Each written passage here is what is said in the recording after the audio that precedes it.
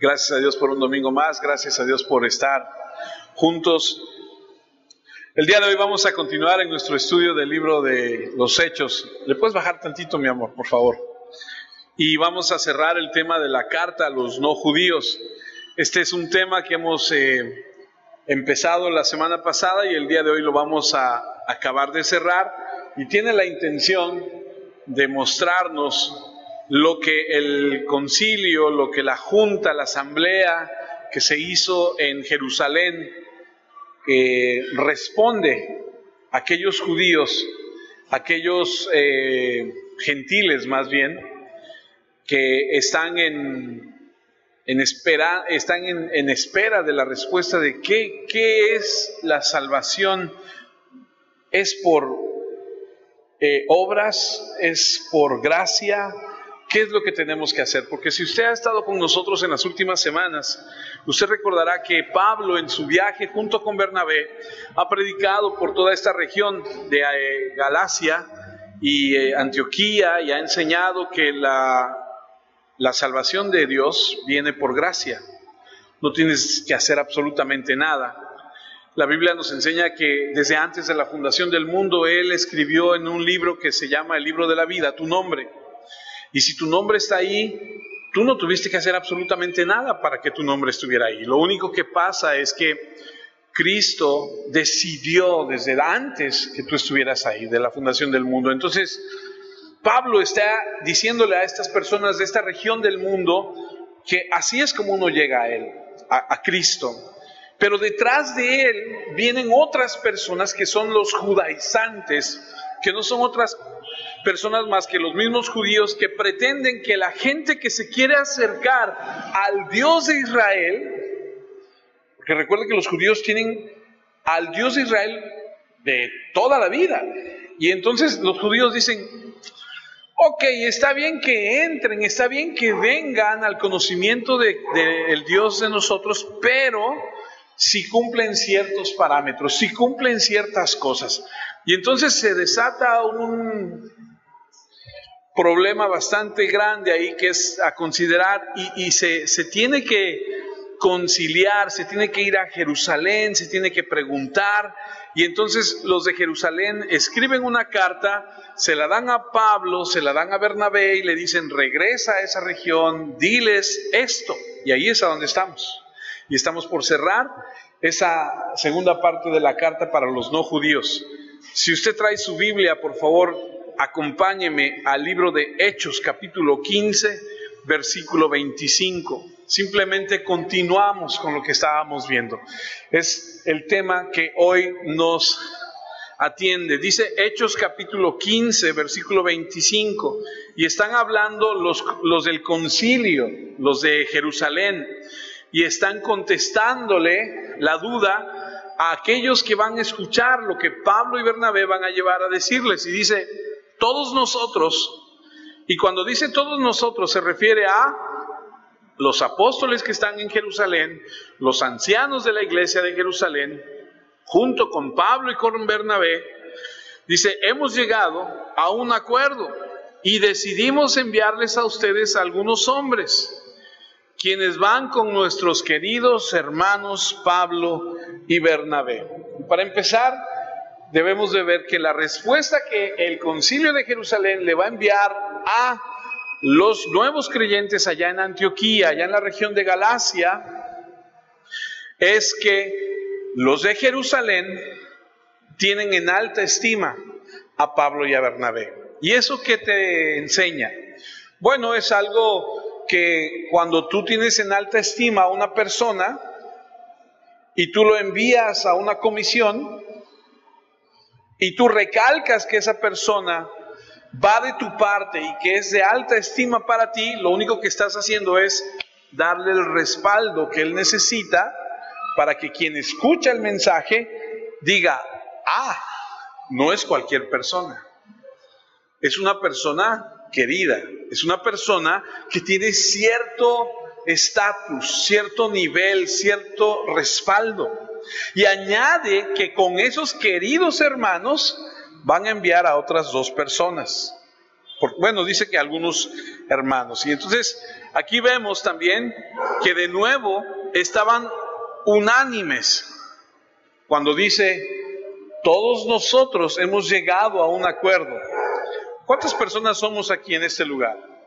Si nos tratáramos de poner de acuerdo sobre qué color vamos a pintar la iglesia la próxima semana, creo que nos costaría un poquito llegar a un acuerdo. A lo mejor llegáramos a un acuerdo, pero porque algunos iban a conciliar, algunos iban a decir, bueno, está bien, a mí no me gusta mucho ese café que hay, pero bueno, está bien. O el color del piso no me agrada mucho, porque se me hace que es muy claro y es muy sucio y pudiera ensuciarse rápido, ¿no?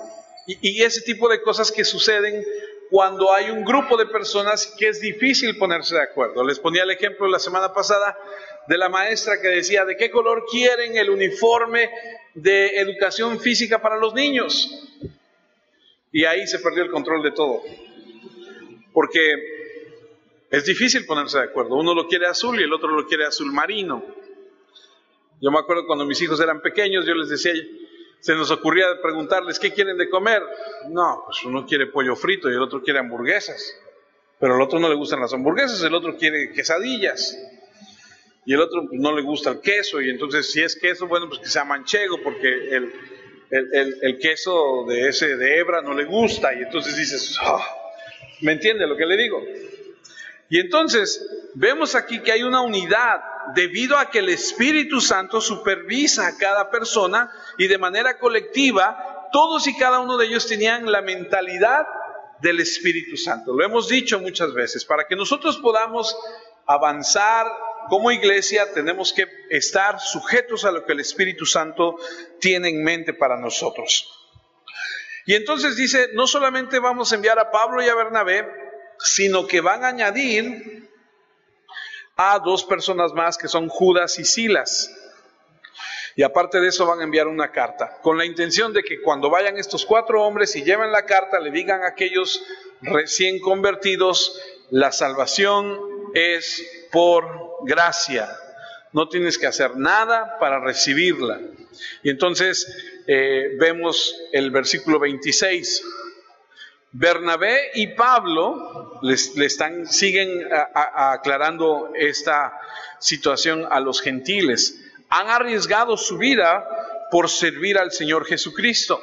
Recuerden que por esa gira de Galacia, cuando empezamos a estudiar el primer viaje de Pablo, dijimos que Pablo tuvo que atravesar unas montañas que eran bastante difíciles de atravesar, porque la característica de esas montañas en aquella región del mundo es que hay muchos lugares donde te puedes esconder, muchas grietas, muchas cuevas, y entonces de repente vendrías como peregrino caminando con tu carreta, tus caballos, qué sé yo, con la carga que llevaras para trasladarte de un lugar a otro, y habría gente escondida esperando que cuando tú pasaras por ahí, ellos aprovecharían y te asaltaban.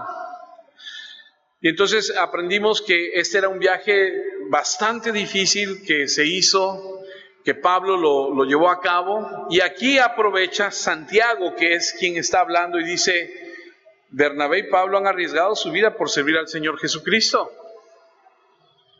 Porque, ¿sabes qué? Seguir a Cristo cuesta todo. Seguir a Cristo te va a costar todo. Te va a costar, así en pocas palabras, tu vida entera. Tu familia, en algunas ocasiones, dinero, tu tiempo, las amistades que llegues a tener hasta a este momento. Porque cuando tú vas a Cristo, mucha gente no coincide contigo. Porque cuando tú llegas a Cristo, mucha gente ya no estás en el mismo canal, ya no piensas igual.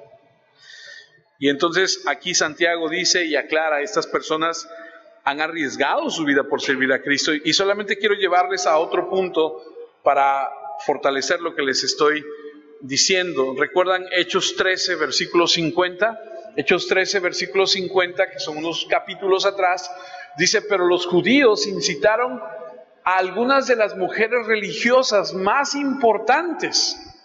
Ahora, aquí es importante resaltar que los judíos de manera muy, ¿cuál es la palabra? Muy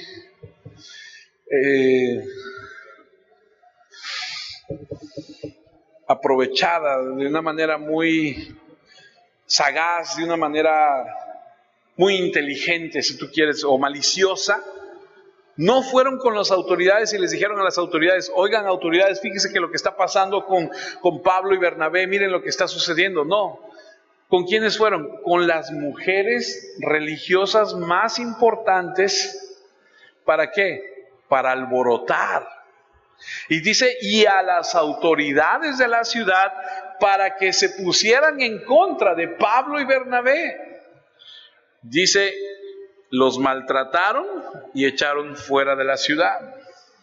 Otro momento tenso dentro del viaje de Pablo y Bernabé es Hechos, capítulo 14, versículo 19, que dice: entonces unos judíos vinieron de Antioquía e Iconio, y esos judíos son los mismos que alborotaron a la otra gente y hicieron el viaje y dijeron: vamos a acusarnos allá donde ustedes vayan, allá vamos a ir detrás de ustedes. Dice, y convencieron a la gente para que se pusieran en contra de Pablo. Ellos lo apedrearon, lo arrastraron fuera de la ciudad y lo dejaron ahí, creyéndolo muerto. Ahora, ¿esto qué quiere decir?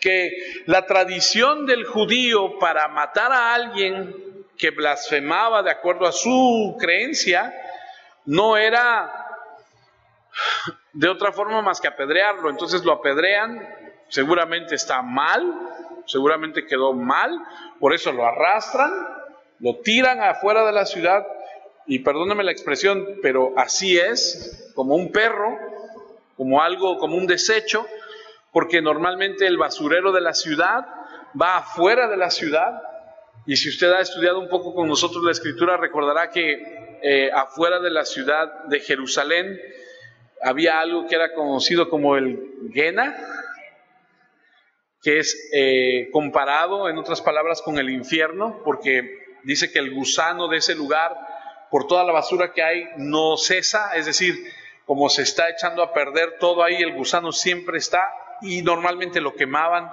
y estaba siempre en fuego. El basurero iba afuera y ahí echaban a toda la gente que nadie reclamaba, a los criminales, a los animales muertos, ahí echaban todo. Entonces a Pablo lo arrastran y lo echan allá afuera creyendo que está muerto. Entonces lo que estamos viendo aquí que es un patrón en sus vidas, porque siempre la voluntad de Pablo fue predicar el evangelio a pesar de cualquier cosa y de sufrir por Cristo. Y Pablo especialmente siempre estaba arriesgando su vida, dispuesto a hacer eso, y toda su vida fue una aventura. Toda su vida fue un ir y venir, subir, bajar, y pasó por 1000 cosas. Lo hemos estudiado en algún momento, en otro tiempo. Y no nada más fue Pablo, y escuche esto, porque esto es interesante, sino también fue Pedro, y también Juan, y también Esteban. Y yo no leo en las Escrituras y no encuentro a ninguno de los apóstoles terminando su vida rodeado de comodidades. Yo no encuentro a ningún apóstol del Señor terminando sus días en un palacio, con alberca, con sirvientes. Y eso me llama poderosamente la atención. Le voy a decir por qué. Porque estas personas sabían que el tesoro más grande que ellos pudieran tener no está en esta tierra. Nosotros estamos metidos en una carrera de todos los días, de levantarnos, de ir a trabajar, de ver que nos paguen más, de a ver qué podemos crecer. Ya tenemos un carro, bueno, pues sí, pero ahora queremos otro para la señora. Y si ya tenemos 2, bueno, pero este año ya tiene 3 años el coche y lo vamos a cambiar. Y ahora queremos una casa y no, bueno, ya no nos alcanza, ya nacieron los niños, queremos otra más grande. Y si tenemos un patio, pues aquí cabe una alberca, vamos a hacer una alberca. Y entonces nos ponemos a trabajar como locos para alcanzar muchas cosas. ¿Eso está mal? No, no necesariamente. Pero el tesoro de esta tierra no es lo que debe mover nuestro corazón. Si eso es lo que mueve tu corazón, entonces tú tienes que detenerte por un momento y pensar que hay cosas mucho más profundas, mucho más importantes en esta tierra. No sé si me están siguiendo. Porque la verdad de las cosas es que, ¿qué si no tienes una casa? ¿Qué si no logras tener un carro del año? ¿Qué? Eso realmente es irrelevante. Lo que es importante es a dónde vas a pasar la eternidad. Ahora, no te estoy diciendo que si no tienes una casa te vas a ir al cielo. No. Porque hay gente que nunca va a tener una casa, que nunca va a prosperar, que no, y se va a ir al infierno. Y hay gente que tiene mucho dinero y que sabe para qué es el dinero y se va a ir al cielo. Pero eso no depende de nosotros, eso depende de Dios. Pero ¿a qué voy con todo esto? A que estos hombres eran personas que sabían, que estaban enfocados hacia dónde iban. Que el latido de su corazón estaba muy bien en ritmo con lo que Dios quería. El versículo 26... Y cuando me emociono, así que ni estoy enojado, ni nada, estoy así como me acelero y entonces, perdóneme, versículo 26.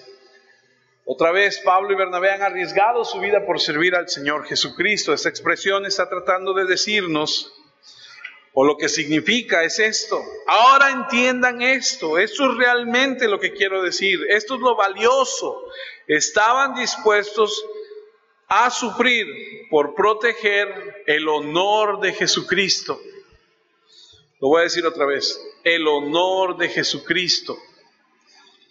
A ver si lo podemos entender. Por el nombre de Jesucristo.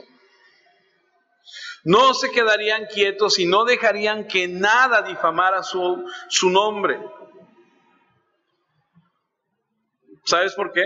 Porque Pablo estaba dispuesto a ir a donde tuviera que ir, predicar el nombre de Cristo, y así se pusiera tensa la cosa, él predicaba el nombre. ¿Por qué?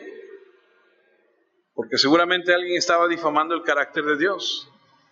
¿Nunca has estado en un momento así, cuando estás compartiendo la palabra de Dios y de repente alguien no está de acuerdo contigo y empieza a contrapuntearte y empieza a decirte de cosas y no, pero es que yo creo?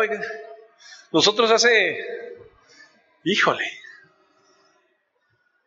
no sé, a lo mejor unos 25 años, 20 años atrás, teníamos un programa donde íbamos a la calle y escogíamos algunas colonias y nos poníamos en esa colonia en un parquecito y teníamos un programa para niños y venían un montón de niños y de repente empezábamos a tener más y más niños. Y un día, ¿qué hacíamos? Hacíamos juegos y cantábamos y todo, y de repente entonces les enseñábamos la Biblia, ¿no? Principios, no mientas, no robes, o el amor de Dios y cosas así. Y de repente un día se me ocurrió a mí llevar una serpiente. Me topé con un amigo que tenía un negocio donde tenía muchos reptiles y le dije, oye, ¿por qué no llevas una serpiente y que los niños la vean y la toquen y todo? Órale, y entonces hicimos una clase y la creación de Dios y miren los animales y los niños fascinados. A la siguiente semana, que salen todas las mamás y una de ellas que me dice, y tú le ponías la serpiente a los niños. Y tú dijiste que la serpiente, o sea, lo tomaron por otro lado, ¿no? Y que le hablo a mi pastor de aquel entonces, ¿no? Y le dije, ven a ayudarme porque la cosa está pesada. Nos querían linchar. Y entonces se pone la cosa tensa, ¿no? Y uno defendiendo, pero es que lo único que estamos haciendo es enseñarle a los niños la Biblia. No, pero es que hasta es, y entonces había señalamientos, y entonces una señora y luego otra, y todo. Cuando tú te pones a predicar la palabra de Dios, acuérdate que dos cosas van a suceder. Alguien la va a rechazar o alguien la va a abrazar. Es así de fácil. Y cuando la rechazan, la pueden rechazar de muchas formas. Se pueden dormir, se pueden enojar, se pueden parar e ir, qué sé yo. Y el que la abraza no necesariamente tiene que estar eufórico. Por eso es que nosotros no decimos quién quiere aceptar a Cristo. Usted quiere aceptar a Cristo, usted quiere aceptar a Cristo, ¿quién quiere a Cristo? No, pues sí, no es una subasta. El que quiere aceptar a Cristo, lo único que hace en su corazón, porque el Espíritu Santo le ha hablado, toma una decisión y dice, tiene razón la palabra, voy a cambiar. Es así de sencillo. Y entonces estos hombres viven para el honor de Cristo. Romanos 1:5 dice, por medio de Cristo Dios me dio el privilegio de ser apóstol para que la gente de todas las naciones crea y obedezca. Hago este trabajo, ¿para qué? Dígalo conmigo, honrar a Cristo. Ese es Pablo hablando. Tercera de Juan 7. Pues ellos se fueron de viaje para servirle a Jesucristo y no aceptan nada de los que no creen. Hechos 5:41. Los apóstoles se fueron de la reunión del consejo contentos por tener el honor de sufrir por causa del nombre de Jesús. Aquí les acaban de decir y advertir, no vayan a predicar el nombre de Jesucristo. Y ellos dijeron, no hombre, oye, qué buena onda. Contentos, en lugar de salir así todos. No, pues ya, te dije. No. Por el amor del nombre del Señor Jesucristo. Si está siendo difamado, deberíamos ir ahí, defender su honor, y si sufrimos por ello, alabemos al Señor. Eso es estar de pie por causa de su nombre. Un misionero de nombre Henry Martin, cuando fue a la India, tuvo esa experiencia. Dijo que estaba absolutamente lleno de horror cuando vio a los indios adorando a otros que no fueran Jesucristo. Lo destruyó por dentro. Salió y dijo, no soporto la experiencia si Jesús es deshonrado. Y surge la pregunta, ¿nos sentimos así? Cuando estamos en algún lugar y Cristo no es honrado. Digo, peor sería que estuviéramos en un lugar y nosotros lo estuviéramos deshonrando. Eso sería todavía peor. Pero no voy a pensar en eso. Voy a pensar que aquí no sucede. Voy a pensar que todos somos cristianos ultra plus. Comprometidos. Amantes de Jesucristo.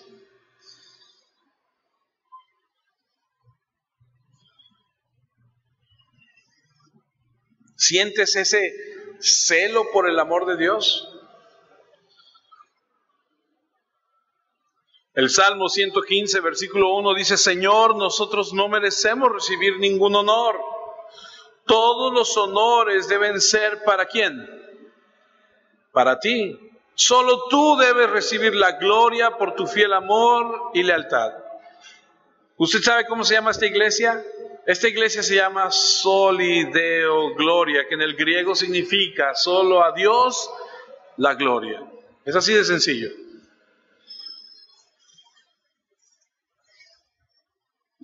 Éxodo 34, no está ahí, solo quiero comentarle, dice y habla de que Dios es un Dios celoso. Y a lo mejor has preguntado, ¿y qué onda con los celos? Yo reconozco y le confieso que hace muchos años atrás, recién casado con mi esposa, yo era un hombre muy celoso. ¿Hay alguien aquí que batalle con los celos? ¿O solo yo? Ah, gracias. Solo 3, ustedes 2 y yo. Los demás no. Dios es un Dios celoso. Dice, no le da su gloria a nadie más. Es de Él solamente. Y entonces de repente batallamos un poquillo ahí con ese concepto de, bueno, pero entonces, o sea, ¿cómo es esto de los celos? Ese celo que Dios tiene por su gloria no es pecado. Puede ser pecado cuando estás celosa de la esposa del vecino. Cuando estás celoso del trabajo de tu vecino, de su posición, de su dinero, de su automóvil, de su casa, que los los deseas, dices, ¿por qué ese lo tiene y yo no? Pues ¿qué? ¿Ese qué? Esos son celos terrenales, diabólicos, dice la Escritura. Pero si tú sientes un celo de cuidado y de protección por tus hijos, eso no es pecado. Si tienes ese celo del sagrado nombre de Dios y el honor de Jesucristo, eso es bueno. Y algunos de nosotros los cristianos necesitamos sentir un poco más de celo por las cosas de Cristo y un poco menos por las cosas que no importan. Mateo 10:39 dice, el que se aferra a su vida la perderá, pero el que da su vida por mí, ¿cómo dice? La encontrará.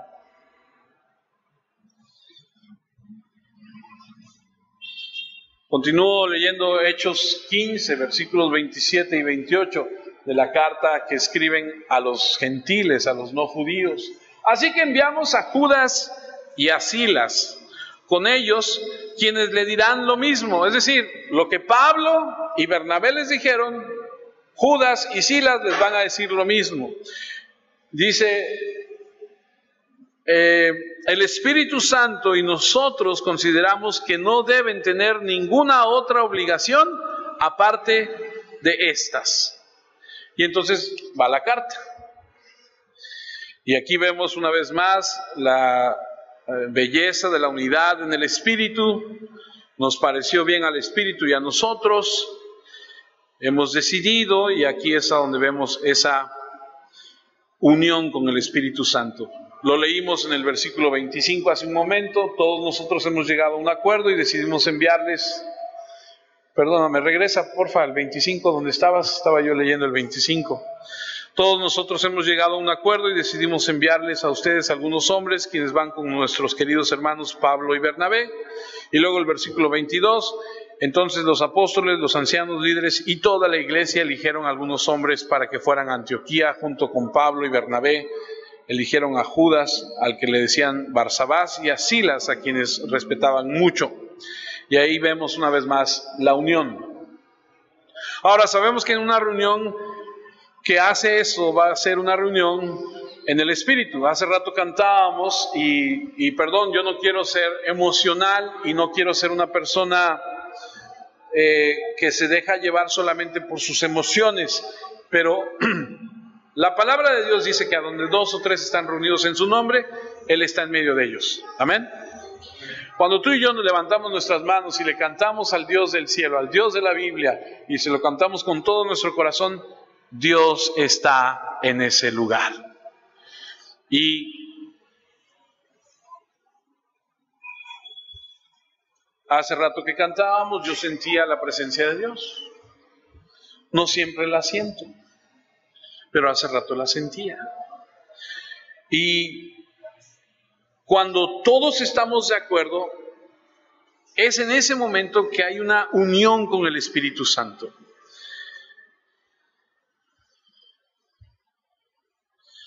Y ese Espíritu fue dado a la iglesia para traer esa unión, para enseñarnos, para llevarnos a su presencia y hacernos crecer. Efesios 2:22 dice, gracias a Cristo, ustedes y los judíos forman parte del mismo templo donde vive Dios a través del Espíritu. Toda la iglesia es la habitación del Espíritu. Él estaba en control de todo y ellos se rindieron a su control. Tomaron la decisión de no imponerles ninguna carga mayor. No los vamos a imponer la ley a ustedes los que no son judíos, porque ese es el tema. Regreso a Hechos capítulo 15, versículo 29. No coman nada que haya sido ofrecido a los ídolos, tampoco prueben sangre, dice, ni coman carne de animales que hayan sido estrangulados, no cometan ninguna clase de pecado sexual, estarán obrando bien si se apartan de eso, y luego se despide que la pasen bien.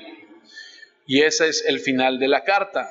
Y aquí quiero poner una pauta y recordarles que cuando iniciamos este tema dijimos que íbamos a hablar de 4 cosas.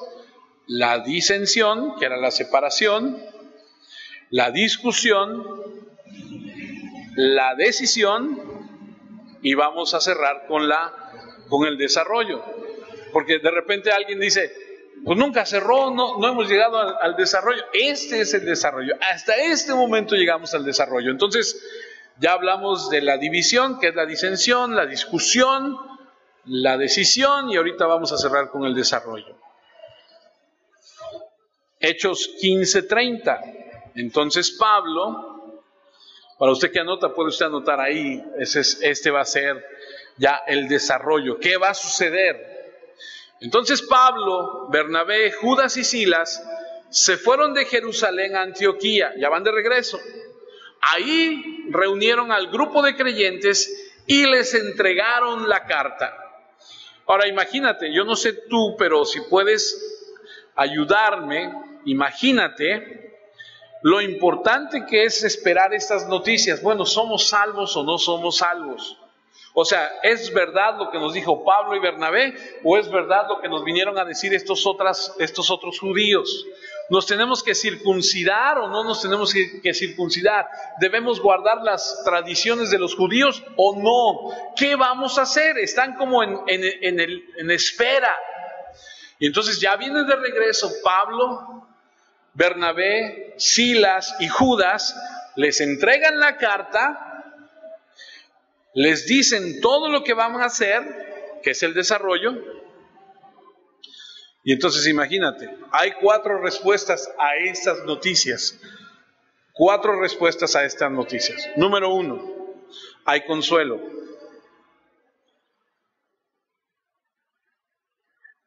Hechos 15:31. Cuando los creyentes la leyeron, ¿cómo se pusieron? Felices, porque la carta los animó mucho. Dijeron, no tenemos que convertirnos al judaísmo, no tenemos que guardar las tradiciones de ellos. Los animó mucho. La gracia es reconfortante, porque escuche, no hay consuelo en el legalismo, solo culpa, miedo, amenaza. La gracia solo trae consuelo, esa es una bendición. Y Pablo lo expresa de esta manera en 2 de Tesalonicenses 2, versículo 16. Dios nuestro Padre nos amó y con su generoso amor nos dio consuelo eterno y una esperanza firme. Que Él y nuestro Señor Jesucristo mismo les den mucho ánimo y los fortalezcan en todo lo bueno que digan o hagan. Y entonces Pablo nos enseña que la gracia lo que brinda es consuelo. ¿Puedes descansar en la ley? No, porque la ley no te permite tener ese descanso, no te permite tener ese consuelo, porque la ley lo que decía era, pecas, traes un sacrificio, ofreces la ofrenda para que se te perdone. Como cuando alguien se confesó siendo católico, llegabas con el sacerdote, te confesabas y salías de ahí y decías, como que te quitaban una losa de encima, ¿no? Como si entraras así y todo, y cuando le decías al sacerdote todo lo malo que habías hecho, él como que te quitaba la carga, y decía, ahora sí ya puedes irte. Y entonces salías y dices, no, pues, a lo que sigue, ¿no? Más o menos es algo así, pero todos los días. Y entonces al otro día, otra vez. ¿Había descanso en eso? No. Y esa es la bendición del consuelo, esa es la bendición de saber. Puedo descansar en la gracia porque soy redimido por la sangre del Cordero que lo ha resuelto, porque no es algo que haya hecho yo. Le voy a decir algo que Algunas personas tienen un poco de dificultad con esto, pero es bíblico. Es bíblico en el sentido que el Señor le dice, el Señor Jesucristo dice, de todos los que me has dado, no he perdido a uno, ¿eh? Una vez que tú eres salvo, la salvación no se pierde. Pero, escuche, no es para echarse a la hamaca y decir, ¡hey! Tráeme otro coco. Y ya decir, ya. No. La salvación, una vez que tú entiendes, una vez que tú comprendes, que la asimilas en tu corazón, tú dices, yo quiero obedecerte el resto de mi vida. No por temor a perderla, sino por agradecimiento a lo que has hecho por mí.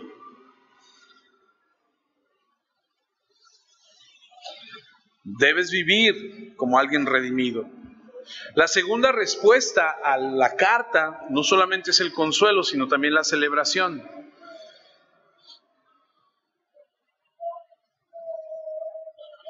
Dice que cuando, lo acabamos de leer hace un momento, cuando escucharon, se regocijaron. Digo, se habrán emocionado, se habrán puesto muy alegres. Les reitero, no hay alegría en el legalismo. ¿Alguien ha escuchado acerca del monte Sinaí? Levante su mano. ¿Sí? ¿Tú también? ¿Tú también? ¿Ustedes? ¿Monte Sinaí? El monte Sinaí es conocido en la Biblia por ser el lugar a donde el Señor del cielo bajó y habló cara a cara con Moisés. Ahora, quiero llevarle a esta historia porque le voy a presentar los dos ángulos, los dos puntos de vista. No hay alegría en el legalismo. ¿Qué salió del monte Sinaí cuando el Señor le dio las instrucciones a Moisés? Trueno, humo, fuego, temblor del suelo, la gente horrorizada. Permítame leerles Éxodo 19. Éxodo 19:1. Los israelitas llegaron al desierto del Sinaí el mismo día que llegó la luna nueva, o sea, durante el tercer mes de su viaje. Viajaron desde Refidín hasta el desierto de Sinaí y acamparon en el desierto frente al monte. Moisés subió al monte y el Señor le dijo, diles todo esto a los israelitas, los descendientes de Jacob. Ustedes ya vieron lo que hice a Egipto y que a ustedes los levanté como sobre alas de águila y los traje aquí frente a mí. Ahora bien, si en verdad ustedes me escuchan y me obedecen, yo los trataré a ustedes como mi propiedad preferida. O sea, si de veras cumplen mi pacto, aunque todos los pueblos del mundo me pertenecen, de entre todos ellos a ustedes los trataré como mi pueblo. Voy a detenerme un segundo ahí. ¿Recuerdan que lo vimos hace unas semanas atrás, que en el Antiguo Testamento era, si haces esto, te doy esto? Y que en el Nuevo Testamento es, no tienes que hacer absolutamente nada, porque el que murió en una cruz ya lo hizo todo. Pero hay mucha gente que en la actualidad dice, voy a dejar de hacer esto para agradar a Dios, para ver si así Él me da esto que le estoy pidiendo. Imposible, eso es del Antiguo Testamento, eso ya pasó. Continúo leyendo. Ustedes serán un reino de sacerdotes, una nación santa. Eso es lo que le dirás a los israelitas. Moisés fue, reunió a los ancianos, líderes y les dijo todo lo que el Señor le había ordenado. Todo el pueblo respondió al mismo tiempo, vamos a hacer todo lo que el Señor dijo. Entonces Moisés regresó a la montaña y le contó al Señor lo que el pueblo había dicho, como si el Señor no supiera, ¿no? Como si Él no supiera lo que van a decir. Versículo siguiente. El Señor le dijo a Moisés, voy a ir en una nube densa a donde tú estás, para que el pueblo me escuche hablar contigo y así siempre te crean lo que les digas. Luego Moisés le contó al Señor todo lo que el pueblo le había dicho. El Señor le dijo a Moisés: ve a donde está el pueblo, haz que hoy y mañana sean días santos y diles que laven sus ropas. Deben estar listos para el tercer día, porque ese día y a la vista de todo el pueblo, el Señor vendrá al monte Sinaí. Ahora escuche, ¿por qué es que tenían que lavar su ropa? Porque tenían que estar limpios, porque es un ritual, porque no había nada que los hubiera lavado ya. En el Nuevo Testamento, la sangre de Cristo nos ha limpiado. Antes de Cristo había que hacer ciertos rituales. ¿Me está siguiendo? Ok. Deben estar listos para el tercer día, porque ese día, a la vista de todo el pueblo, el Señor vendrá al monte Sinaí. Diles que no se acerquen a la montaña. Establece un límite y no dejes que el pueblo lo cruce, porque el que llegue a tocar el monte será ejecutado. Nadie deberá tocar. Al que haga eso y lo mataran lanzándole piedras o disparándole una flecha, tendrá que morir, sin importar si es un ser humano o un animal. El pueblo podrá subir al monte solo cuando suene la trompeta. Entonces Moisés bajó del monte y fue a donde estaba el pueblo, los santificó y ellos lavaron sus ropas. Luego les dijo: estén listos para pasado mañana y no tengan relaciones sexuales durante estos 3 días. En la mañana del tercer día, una nube muy densa se colocó sobre el monte. Cayeron truenos y relámpagos y se escuchó el fuerte sonido de una trompeta. Todos los que estaban en el campamento, ¿cómo dice?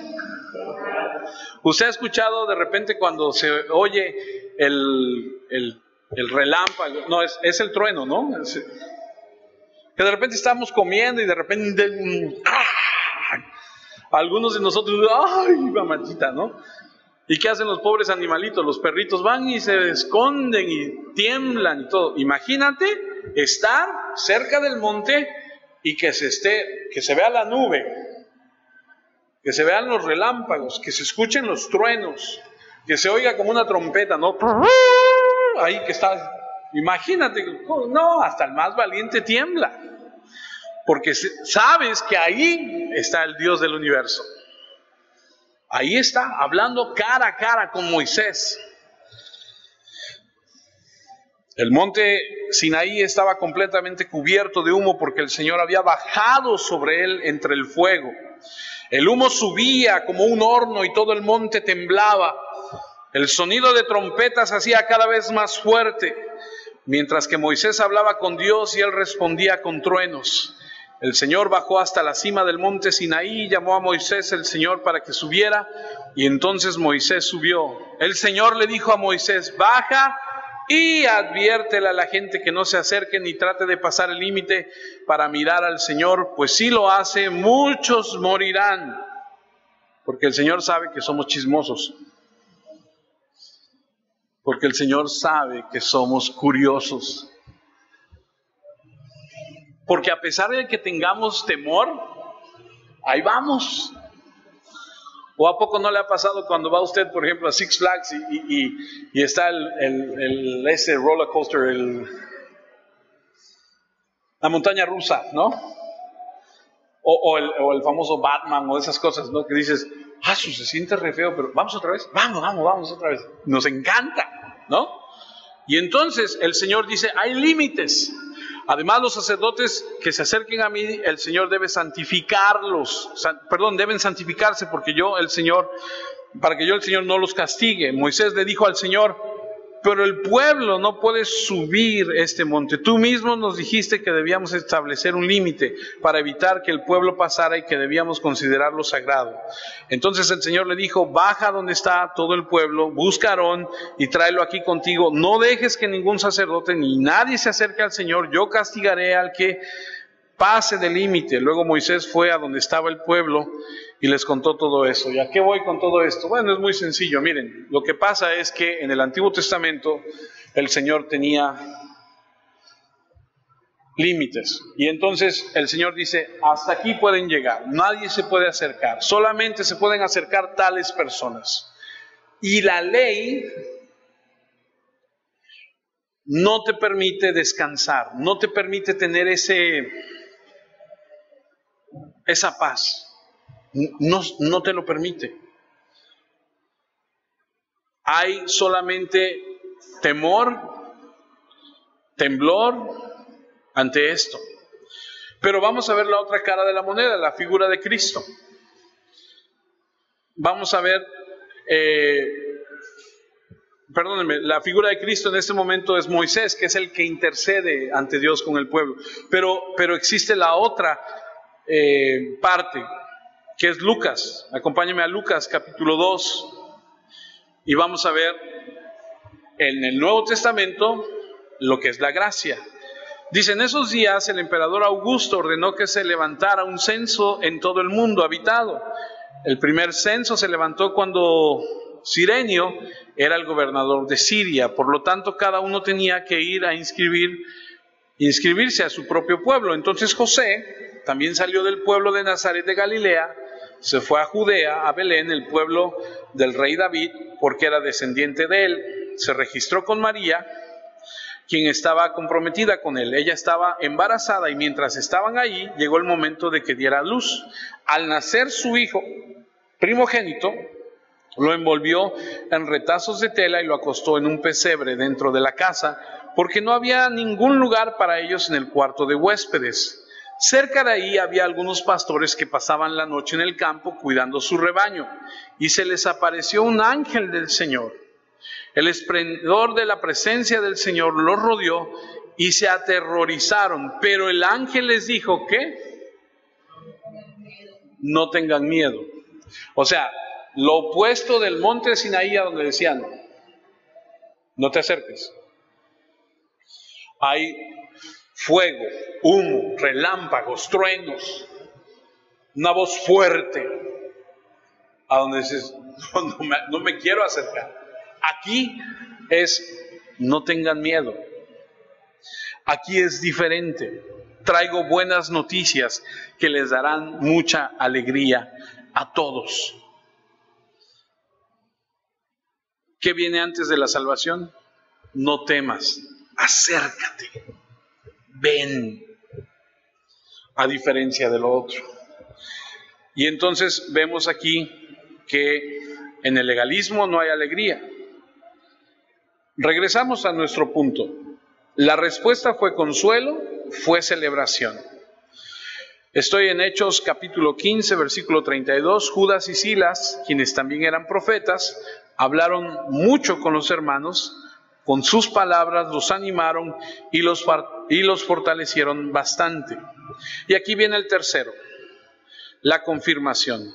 Judas y Silas, quienes también eran profetas, quienes también estaban calificados, estos dos hombres, hablaron mucho con estos hermanos y dice aquí la palabra que los animaron y los fortalecieron.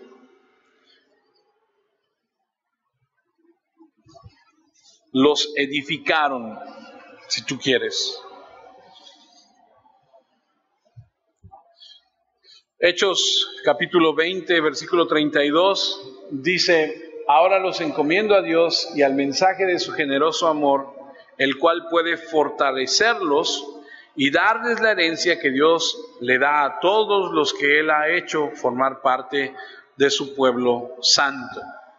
Solo la gracia te da alegría, paz y te edifica. Y termino con el cuarto punto, que es la continuación. Es decir, hay cuatro respuestas de la carta a los gentiles. Ellos reaccionan de 4 maneras. ¿Cuál fue la primera? Consuelo. ¿La segunda? Y la última es continuación. Es decir, los animan a seguir. Aquí hay un punto interesante. Puedes ir a la siguiente. No sé qué versión de Biblia tengan, pero quiero resaltar esto y lo quiero hacer para que aprendamos cómo está la situación. Por ejemplo, en la versión Palabra de Dios para Todos, que es la que yo estoy leyendo, vamos a encontrarnos con que Hechos capítulo 15, voy a leer Hechos capítulo 15, 33, 34 y 35. Y mire lo que sucede. Judas y Silas se fueron después de haber estado ahí por un tiempo. Los hermanos los despidieron en paz y ellos regresaron a aquellos que los habían enviado, es decir, a los de Jerusalén. Versículo 34. No. Regrésate. Regresa ahí. En esa versión, Palabra de Dios para Todos, no existe el versículo 34. ¿Ustedes qué versión tienen? Los que tienen la de acá es la Reina Valera 1960. Ahorita voy para allá. Continúo leyendo, versículo 35. Versículo 35 dice: pero Pablo y Bernabé se quedaron en Antioquía. Ellos y muchos otros enseñaron a los creyentes y anunciaron el mensaje acerca del Señor. Ok, ¿cuál es el punto a resaltar aquí? Que en algunas versiones de las Biblias, dependiendo de cuál sea la que tú leas, algunas cosas son omitidas. Si leemos la versión 1960, lo que vamos a encontrar es un dato que, de acuerdo a los que estudian la Biblia, lo puso un escriba. El escriba es aquel que escribió lo que escuchó. Hechos 15:33. Voy a leer la misma, pero va a haber una diferencia en el versículo 34, solo que esta es la versión 1960. Y pasando algún tiempo ahí, fueron despedidos en paz los hermanos para volver a aquellos que los habían enviado. Versículo 34. Mas a Silas le pareció bien el quedarse ahí. En la otra versión no dice que Silas se quedara ahí. En esta sí. Ahora, ¿por qué se lo quise enseñar? Porque pues de repente hay gente, personas que sí revisan y de repente dicen, oye, porque aquí no está. Y como esos ejemplos hay varios. ¿Cuál es el punto? Bueno, el punto realmente es que alguien introdujo eso ahí y algunos dicen, no afecta la narración, no afecta lo que es la teología, no está afectando nada, y algunos lo dejan y otros simplemente lo omiten. Pero lo quise resaltar porque leemos diferentes versiones. ¿Y cuál es la intención de leer diferentes versiones? No es otra más que entender que en algunas se aclaran unas cosas y en otras es mucho más fácil de digerir, ¿no? Esa es toda la intención. Ahora, el punto para cerrar es que hay una continuación. Bueno, vemos que Pablo se quedaron en Antioquía. Ellos y muchos otros enseñaron a los creyentes y anunciaron el mensaje acerca de el Señor. Y cerramos con esto. Satanás ha hecho muchos planes de siempre para revertir lo que el Señor ha hecho, pero no le ha salido. Encontró un punto donde dijo, aquí me voy a meter para la falsa doctrina y les voy a decir que lo que Pablo y Bernabé dijeron no está bien y hay que añadir esto, y no le funcionó. Y Satanás siempre ha querido dividir, siempre ha querido desmentir todo lo que el Señor ha dicho desde el principio. ¿Se acuerdan cuando Eva está platicando con la serpiente y la serpiente le dice, con que el Señor te dijo? O sea, poniendo en duda la palabra de Dios desde un inicio. Y siempre el resultado a todos los esfuerzos de Satanás es que no prosperan, porque Satanás se convierte en algo útil que establece las circunstancias más perfectas para que Dios logre lo que quiere. El príncipe de los... No, fue Juan Calvino, dijo, el diablo es el diablo de Dios. ¿Y a qué se refiere cuando dice que el diablo es el diablo de Dios? ¿Quién creó a Satanás? ¿Quién lo hizo? Claro que no fue creado como Satanás mismo, pero finalmente fue una creación de Dios, ¿cierto? Ahora, mucha gente aquí batalla y dice, a ver, entonces, ¿se le salió de las manos a Dios o qué? ¿Tú crees que se le salió de las manos? Y digo, híjole, me salió malo, ¿no? No. Dios lo permitió porque en su sabiduría, en el plan que Él tenía, le permite a este ser revelarse y utilizarlo para sus planes. Todo lo que Satanás quiere hacer, lo único que hace es, Dios lo fortalece y lo expande. ¿Qué pasó? Satanás quiso detener la predicación en el mundo gentil y lo único que logró fue que ¡pum!, explotara más. Porque cuando Satanás oprimió a los apóstoles en Jerusalén y les dijo que ya no prediquen, que ya no hagan nada, y los quiso oprimir, ¡pum!, estalló y se fueron por todo el mundo a predicar el evangelio. Y se cumplió lo que Dios quiere. Y así es siempre. O sea, como el chiste aquel de la viejita, ¿no?, que escuchó en el radio. ¿No se los he contado? Me acuerdo bien cómo es. Pero en el radio, una viejita habla. No, el locutor del radio dice que en ese programa van a ayudar a las personas que no tienen para comer y que hablaran para solicitar si alguien necesitaba ayuda. Y entonces una viejita dice, sí, mire, yo soy creyente, yo creo mucho en Dios y yo espero en su provisión y yo creo que Dios puede proveer para mi vida. Y entonces le está escuchando un brujo. Y entonces el brujo dice, pues para desacreditar a Dios lo que voy a hacer es que voy a comprar una mega despensa y se la voy a llevar. Y entonces llega a la casa de esta señora y le dice, mire, le traigo esta despensa, pero ¿qué cree? No se la manda Dios, se la manda el mismísimo diablo. Y la viejita se ríe y le dice, sí, el diablo le sirve a Dios. Y esa es la verdad. Las intenciones que Satanás tuvo aquí de detener, lo único que provocó fue que se enseñara, predicara, evangelizara y edificara la iglesia. Es así de fácil, es así de sencillo. Con esto terminamos lo que concierne a la carta a los no gentiles. Si Dios permite, la próxima semana seguiremos aprendiendo un poco más acerca de los planes de Dios para este lugar. Vamos a ver el segundo viaje de Pablo, porque Pablo va a regresar. Bernabé ya no regresa con Pablo. Hay una fricción ahí importante. Se disgustan. Hay una fricción. Y esto es importante recalcarlo. ¿Hay fricciones dentro de la iglesia? Claro. ¿Hay disgustos dentro de la iglesia? Claro. No, es que no debemos. ¿Existen? Sí. Aquí el punto es cómo las tratamos. Aquí el punto es qué hacemos con ellas. Porque va a existir. Existen. Pero eso lo veremos la próxima semana.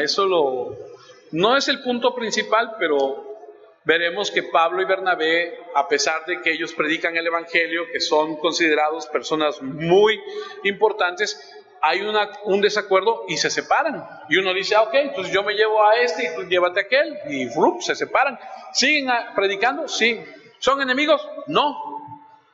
Pero hubo un desacuerdo.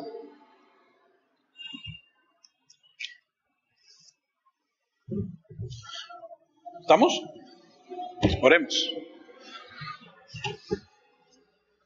Señor, queremos agradecerte por tu palabra, queremos darte gracias porque cuando estamos en tu palabra nos damos cuenta de muchas cosas. Te agradecemos por abrirnos el entendimiento y permitirnos atesorar en nuestro corazón lo que tienes para nosotros. Te pedimos, Señor, que nos hagas crecer y madurar y dar fruto en abundancia para la gloria de tu nombre. Queremos pedirte, Padre, que todo lo que aprendamos lo pongamos en práctica, que todo lo que aprendamos lo atesoremos en el corazón y podamos compartirlo y podamos utilizarlo para predicar tu bendito y santo nombre, Señor. Muchas gracias porque